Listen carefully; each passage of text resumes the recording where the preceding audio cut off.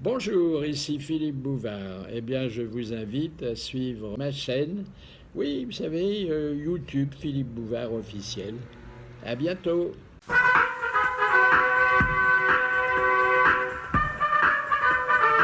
RTL Les Grosses Têtes, Philippe Bouvard vous présente ses invités.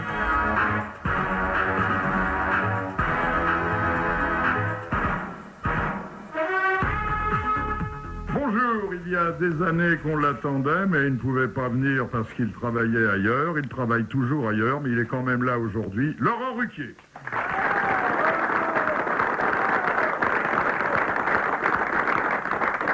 Laurent Ruquier qui se révèle depuis quelques semaines comme une tête d'affiche du théâtre parisien. Et c'est d'ailleurs une belle brochette théâtrale que j'ai déposée aujourd'hui sur la table des grosses têtes, puisque à côté de Laurent Ruquier, vedette du théâtre Grévin, au musée du même nom, il y a Francis Perrin. Bonjour.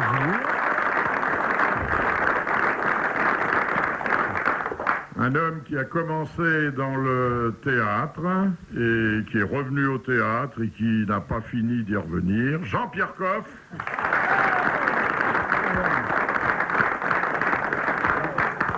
Et puis une petite dont le nom scintillerait de mille feux au fronton des meilleures salles parisiennes, si elle avait plus d'ambition et si elle ne faisait pas passer son chat avant sa carrière.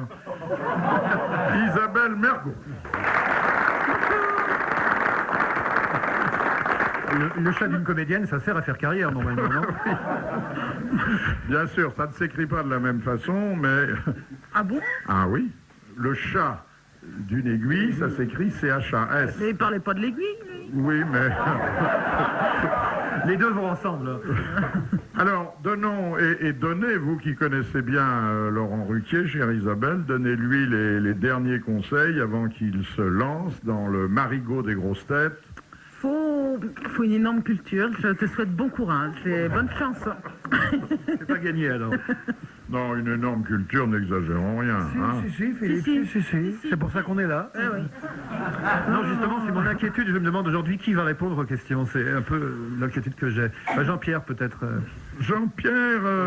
riche. Non, Jean-Pierre, il va d'autant plus répondre aux questions que quand il vient, il y a des questions auxquelles il est seul à pouvoir répondre. Et que je garde précieusement pour lui tout ce qui touche la bouche et parfois plus bas. Alors nous commençons, mon cher Laurent, par une citation dont vous êtes invité à identifier l'auteur.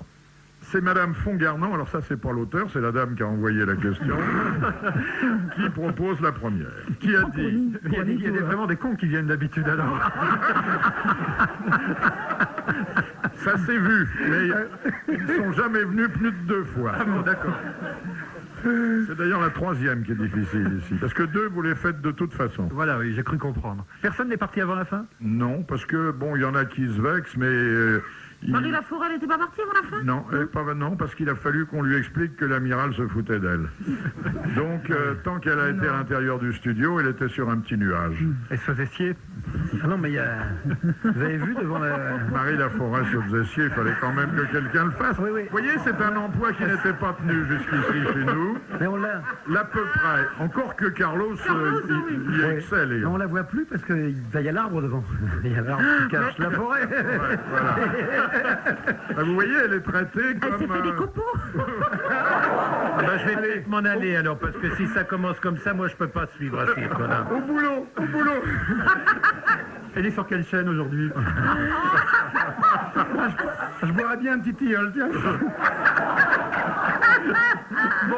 Bon, je crois qu'on a tout dit, si ce n'est que c'est une femme qui a de la branche. Ouais, mais elle est un peu dure de la feuille, maintenant. On n'a pas compris ce qu'on disait. Mais elle passe sur la première chaîne, hein. Alors, Madame Fongarnant demande, qui a dit, ne vaut-il pas mieux être dévoré de remords dans la forêt de Forbach que dévoré de Morbach dans la forêt de Francfort? Des proches. Oui, c'est des proches. Bonne réponse d'Isabelle Mergo, confirmée par Francis Perrin.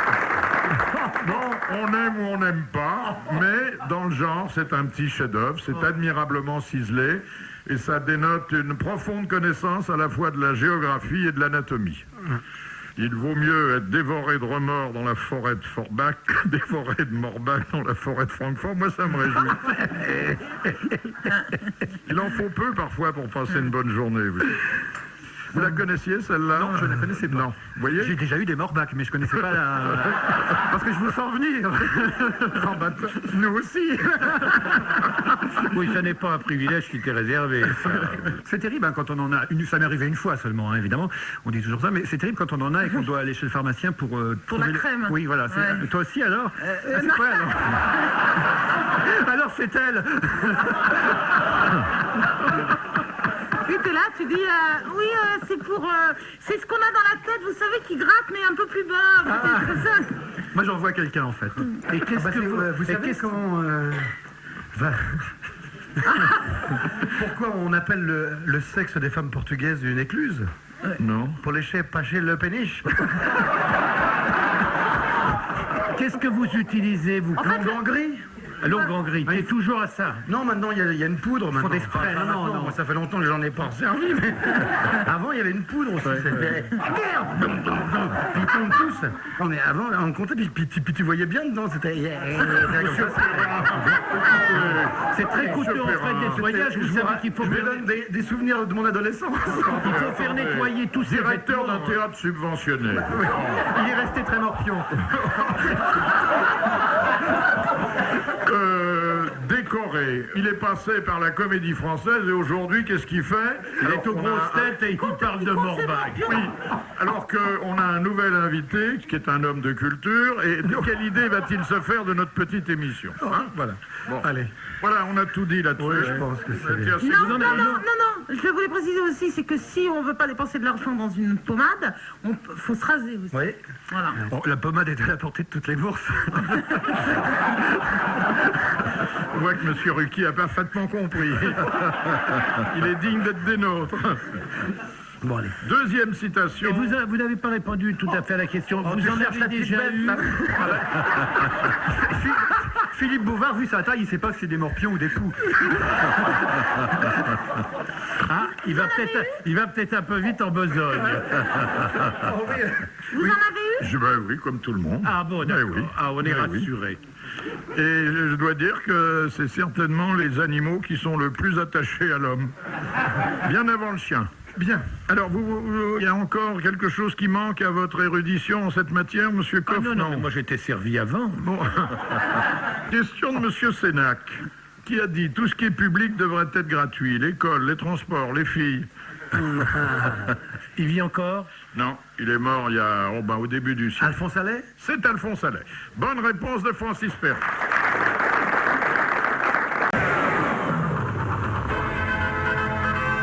Question de Madame Corroyer. D'après les règles pharmaceutiques, qu'est-ce qui ne doit pas dépasser 3 cm de long, 10 mm de diamètre et peser plus de 15 grammes?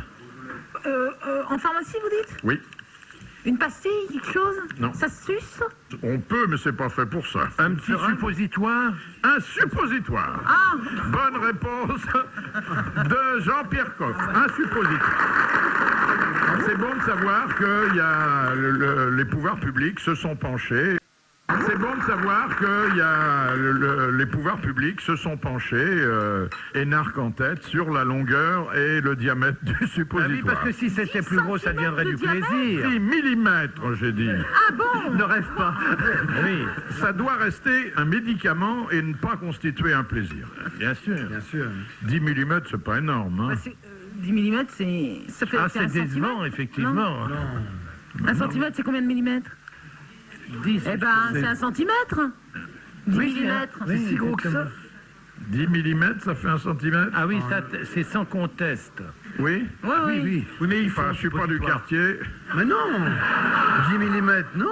Mais non, il faut 100 millimètres pour faire... Ah oui, non. Ben, Mais non, malheureux. Ça dépend 10 mm pour faire 1 centimètre. Ça dépend du millimètre. Ça dépend aussi de l'endroit où on met le suppositoire. Bon, il y a... En général, les gens savent bien où ça se met. Hein. Vous n'avez pas de copains qui en mettent dans l'oreille ni dans les trous de nez. Non, ça s'appelle des boules qui Souvenez-vous de notre ami Castelli qui était venu avec un suppositoire autour du cou. On lui avait demandé pourquoi, en disant c'est par là que ça se met. Et il nous avait dit c'est mon toubib qui m'a dit de suspendre mon traitement.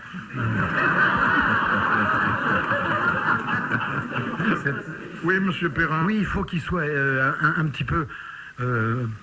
au début, un petit peu en obus, c'est pas un centimètre carré, quoi. Il y a un aérodynamisme, anal, oui, voilà. sûrement. Je ne trouvais pas le terme. Oui, il paraît, c'est ici que j'ai appris ça, que c'est dans l'autre sens qu'il fallait le mettre. La pointe, il faut pas mettre la pointe d'abord. Il faut mettre l'autre côté d'abord. Ça, à mon avis, c'est quelqu'un qui s'est foutu de tes fesses. Mais où est-ce que j'ai appris ça?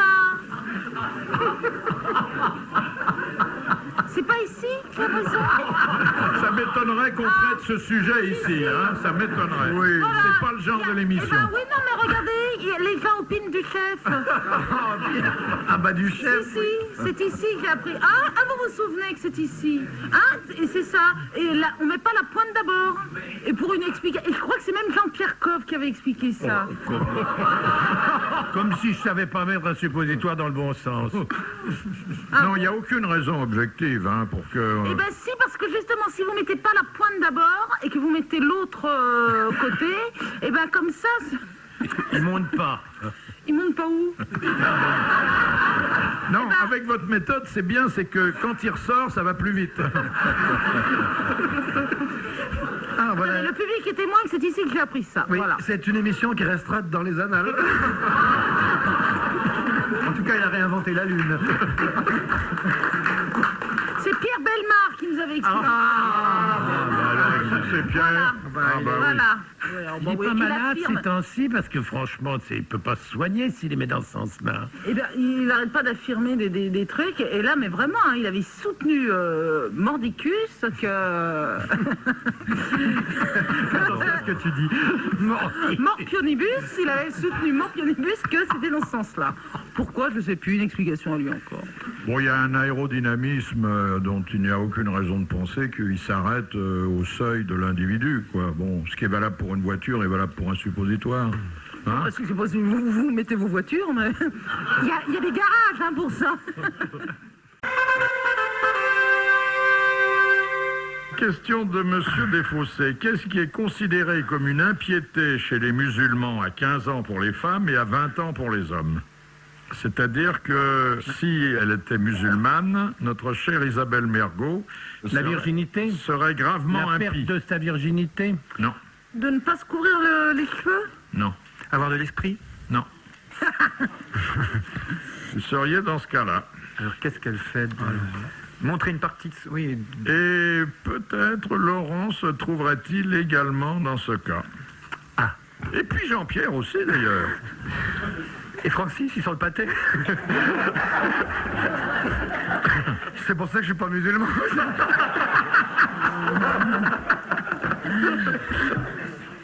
C'est pas un problème de virginité, de sexe. Il y a une connotation sexuelle, mais c'est pas la virginité. Pourquoi? Qu'est-ce qui est considéré? Parce que la loi coranique fait de ce qui est chez nous facultatif une obligation. Francis, non. Non. Un point commun entre Jean-Pierre... Francis, je ne connais pas toute sa vie privée, donc je ne suis pas en état de Moi vous non dire plus en si- ce moment. Jean-Pierre va commencer à s'inquiéter. s'il satisfait ou non à cette obligation. Est-ce que vous pourriez tout bêtement répéter la question, Oui, voilà, s'il vous ça va nous plaît? aider. Parce que là, j'ai un... Oui. Il faut voir. C'est vrai, je m'exprime vraiment très mal. Non, c'est pas ça, c'est parce qu'il y a eu des digressions et puis finalement, Oui. le sens de la question m'a échappé. Excusez-moi. Non, c'est moi, Non, moi je qui suis vous vraiment demande de navré. m'excuser. Non, mais Ah, je tiens à vous en redire prie. combien- Ah ben non, là alors, s'il vous plaît. Ah ben non, c'est moi qui vous prie de m'excuser, ne demandez Non, pas. Jean-Pierre, Non, franchement. c'est moi qui m'excuse parce que j'ai fait une digression. Digression, oui, 10, parce que 10, j'en ai fait 10. 10 digressions. Messieurs, je suis votre serviteur et votre obligé à tous les deux. Je tiens à vous le dire. Alors, qu'est-ce qui est considéré comme une impiété chez les musulmans à 15 ans pour les femmes et à 20 ans pour les hommes? Et que je n'ai pas fait. que vous avez dû faire, mais plus comme tard. ça n'est pas un état définitif, il est possible que vous soyez retombé dans le péché. Se faire tripoter par ses petits camarades? Non. Bon, enfin, Jean-Pierre. Non mais je C'est cherche. quelque chose qu'on fait. C'est quelque chose qu'on doit faire, qu'on ne fait pas toujours, et selon les statistiques, qu'on fait chez nous de moins en moins. Se fiancer, se marier. Voilà, exactement. Le célibat est tenu pour une impiété. Toi, Bonne réponse de Laurent Ruquier. il a été marié, Jean-Pierre. Oui, mais il ne l'est plus. Il est redevenu célibataire. Vous êtes marié Oui. ou pas? Oui. Bon, alors ça va. Laurent, pas marié. Pas marié. Bon. Voilà. Et la Totoche, Même pas pas mariée. fiancée, même pas fiancée, elle, donc vous vous rendez compte. Oui. Pire. On a failli se marier plusieurs fois, Isabelle et moi, hein, c'est Ouais. vrai. Ouais, l'année dernière, tu te rappelles? Ah oui, donc ça va. Comment ça s'est passé? Racontez-nous. On était bourrés tous les deux. Bourré et désespéré. Et on a... Plusieurs fois, hein. Ah ouais, puis on s'est promis, Mais on a dit, avait vraiment allez, envie. d'accord, on le fait. Eh oui, mais vraiment. Fiche, ok. Et c'est quand elle m'a dit ça que j'ai dit non.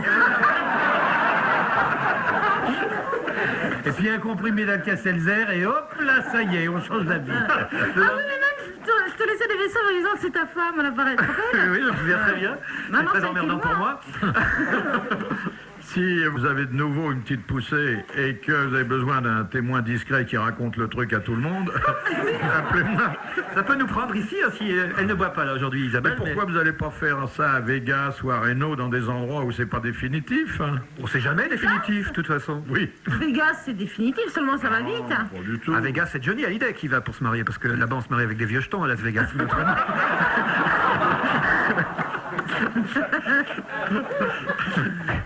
C'est Perrault qui a été marié à Oui, Vegas. oui, il faut le faire avaliser, et si tu ne fais pas avaliser... À valider. Ah, comment? Non, si tu prends pas tes valises, c'est pour avaliser. Et là, c'est pas valide. Qu'est-ce qui trimballe? Ça fait mal, hein? Alors, c'est-à-dire qu'un Français Allez, peut, sors ton sac. un Français peut se marier à Vegas, mais il faut qu'il fasse valider Voilà. son union, qui n'est jamais qu'une union Voilà, donc, il y a des religieuse, bagages. là, Voilà. par son ambassade C'est ça. ou son consulat. Et c'est peut-être pour ça que Johnny Hallyday alors est allé se marier là-bas. Sûrement. Ça facilite les choses pour divorcer. C'est un moyen de faire plaisir sans s'engager vraiment. Et puis elle épousait une machine à sous, elle le savait. Pauvre Johnny, on l'aime beaucoup ici. Beaucoup, beaucoup. Ah, une fois, il a dit un truc incroyable, mais vraiment, hein, c'est un journaliste suisse qui me l'a raconté. On lui demandait en matière de musique quels sont vos goûts, et il a répondu j'ai des goûts très ecclésiastiques. Mais je vous jure que c'est vrai, hein, ouais, vraiment. Bah, ça prouve qu'il aime Il la aime bien. musique religieuse. C'est sûr qu'il a toujours la bite prête. Je peux pas croire ça.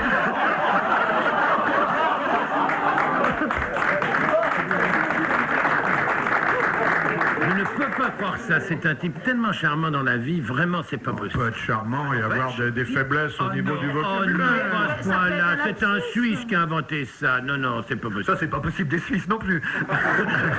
Mais ça peut être un lapsus aussi. Parfois, on fait des lapsus sans être idiot. Quoi.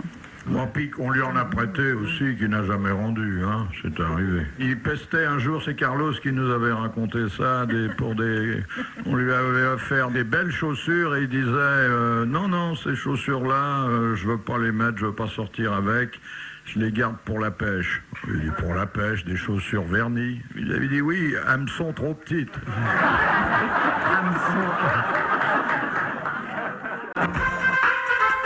Suite des grosses têtes de Philippe Bouvard, nous retrouvons Laurent Ruquier, Isabelle Mergot, Francis Perrin et Jean-Pierre Coff. Question de Monsieur Marco. Que tenait à la main Marilyn Monroe lorsqu'on retrouva son corps sans vie? Téléphone. Oui, heureusement que vous avez répondu ça rapidement parce que j'appréhendais le pire. Son téléphone, bonne réponse d'Isabelle Mergo. Alors là, il y a plusieurs versions, hein, parce qu'on a fait une enquête, parce qu'il y a eu d'innombrables articles là-dessus. Elle était donc dépressive, elle avait pris des barbituriques et de l'alcool, elle s'avisait que c'était peut-être très dangereux pour sa vie, et elle a appelé, paraît-il, les frères Kennedy, qui étaient tous les deux ses grands amis, pour ne pas dire davantage. Alors, il y en avait un qui était le président des États-Unis, il n'a pas pu le joindre, l'autre qui était le ministre de la Justice, il était en déplacement, et elle est morte. D'ailleurs, j'avais compris pourquoi elle chantait Poum Poum Pidou alors qu'elle couchait avec Kennedy.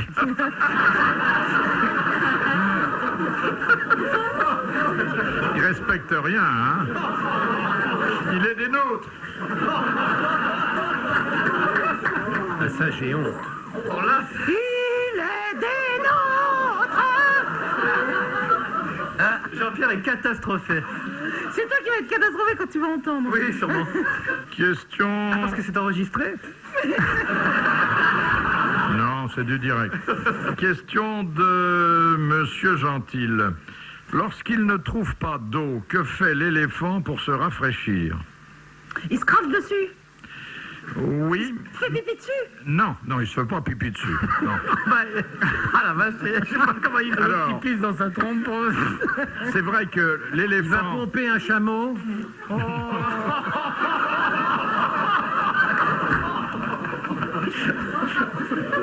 Bah, il se... Oh, il a bon dos, là.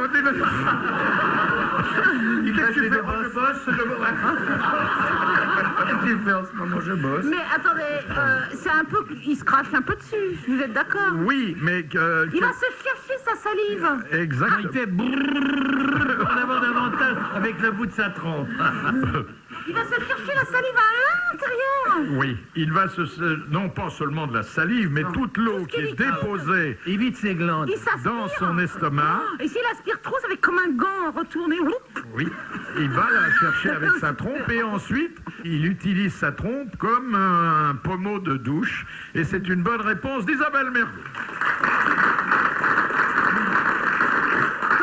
J'ai vu Raymond Barre faire ça une fois, effectivement. Il fait ça quand il a soif ou quand il veut se lever? Il fait ça, ben non, Quand il a plus d'eau. quand il a chaud. Quand il a chaud. Puis qu'il Oui. trouve pas d'eau. Et un plombier, c'est pas facile toujours à appeler, ils sont jamais là. Et donc c'est pour s'asperger d'eau, quoi. C'est pas quand il a soif. Ben non, quand Non, il a ça- soif, bon, il a de liquide à l'intérieur. Donc il n'est pas... Moi, puis j'en sais rien, moi. Je suis pas un spécialiste de la Je voudrais trompe. qu'on apporte une paille pour mademoiselle Mergo qui n'a pas tout son matériel. Non, mais la question était quand même posée de façon très, très catégorique. Lorsqu'il ne trouve pas d'eau, que fait l'éléphant pour se rafraîchir? Mais rafraîchir, pas au sens de prendre un rafraîchissement, au sens de prendre une douche. De prendre- d'accord. J'irai pas plus loin. Voilà, sans ça, il va prendre une menthe à l'autre. Oui. Au Hein? café du coin, il n'a pas besoin. Non mais s'il va au café du coin, il y a de l'eau sûrement au café du coin, Oui, donc mais- le problème se pose plus. Oui, il prend la carafe et Bah il se la voilà, renverse sur la tronche. Ben oui. Oui. C'est quand même curieux d'aller se chercher de l'eau dans l'estomac parce qu'il va... Et attendez, si la nature lui a donné une trompe, c'est bien pour qu'il fasse des choses que les autres font pas. Oh, moi je connais des hommes à qui on a donné des trucs, ils font pas grand-chose, hein.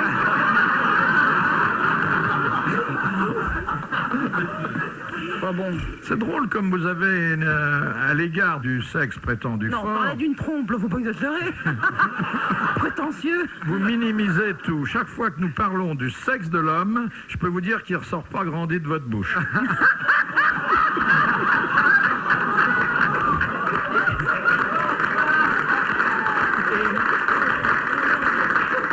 Si je puis me permettre, c'est le but de la manœuvre. Hein. Non, Ça se met pas tout de suite à zéro, tout de même. Ça reste un même. Enfin, je sais pas. Ah si, je sais. Parle pour toi. et tout ça, on parlait de douche, des éléphants, et on en est... Justement, ce qui me surprend, c'est si jamais Isabelle confond exactement est-ce que tu vois si un homme est d'Asie ou d'Afrique. À quoi tu te vois? aux défenses. Bien sûr. Les deux petits trucs sur les côtés.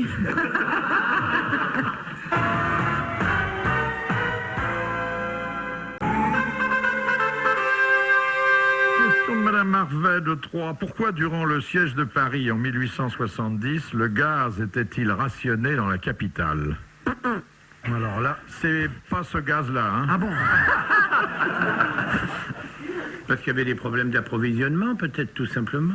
Oui, non, en fait, il y aurait eu du gaz de ville et d'éclairage en quantité suffisante pour faire cuire les aliments des gens, d'autant qu'ils en avaient très peu. Pour les éclairer. Pour se sauver en ballon. Exactement. C'est parce que il était réservé au gonflage des ballons et c'était le seul moyen de communication avec l'extérieur. Bonne réponse de Laurent Ruquier.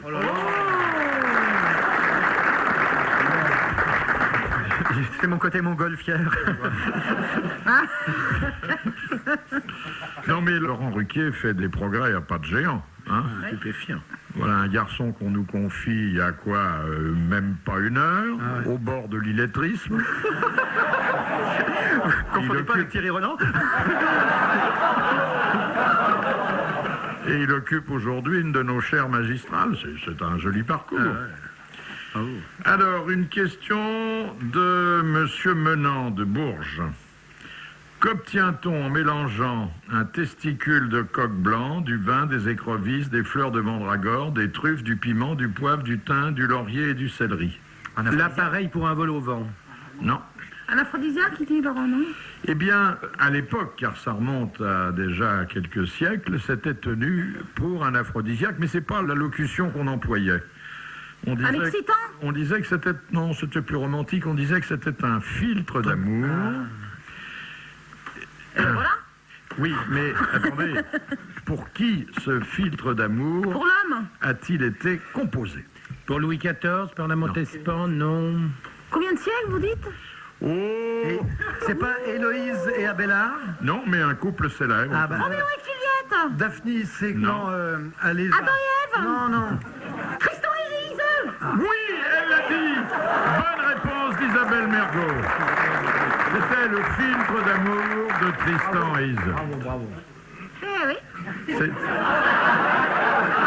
C'est une jolie recette. Et vous, cher Monsieur Coff, déjà le vol au vent. Hein? C'est parce que dans le vol au vent, il y a des rognons blancs de coq. C'est ça qui... J'ai Non, pas il a dit écouté les la suite. testicules, pas des rognons. bah, Tu c'est- confonds les rognons et les testicules. Ça s'appelle comme ça, excuse-moi. Les Ah bon testicules d'un animal, ça s'appelle les rognons mais blancs, comment des il veut linsons, on les qu'il mange. Non, c'est rien, je te le signale. Je croyais que le rognon, c'était le rein. Oui, Bah oui. c'est ce que j'ai dit, mais c'est pas Le des rein, c'est testicules. pas le testicule. Ah non, non, le rognon blanc, c'est le testicule. Le rognon, c'est le rognon, c'est le rein. Eh ben alors. Mais Et le rognon le blanc rognon blanc. Ah, le rognon Ah blanc. bah oui, c'est ce qu'on appelle oui. le testicule. Ah, moi, c'est pour ça que j'arrive pas à mettre mes rognons blancs. Monsieur Perrin. Oh non, mais tu sais, maintenant que je sais que c'est des rognons blancs, ça va me changer la vie. Je voyais cette délicieuse petite chose ovale blanche qui est la couille du coq finalement, et je voyais ça dans une sauce crémée immédiatement. J'ai pensé à un vol au vent. Il y a de la truffe dans votre truc, hein, c'est ça, hein? Et je voyais de la truffe avec. Je me suis dit mais là attends. Oui, mais il y a des fleurs de mandragore. Oui, c'est ça qui... Mais bon, je me suis dit, c'est la vraie recette ancienne. Enfin, j'ai rêvé et j'ai eu faim à l'instant où vous avez commencé. Question de Monsieur Borel de Murol. Quand un arbitre de tir à l'arc doit-il créer douleur? Quand il l'a reçu dans le...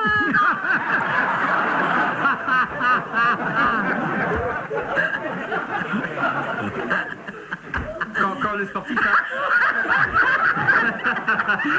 quand le sportif a mal bandé son arc.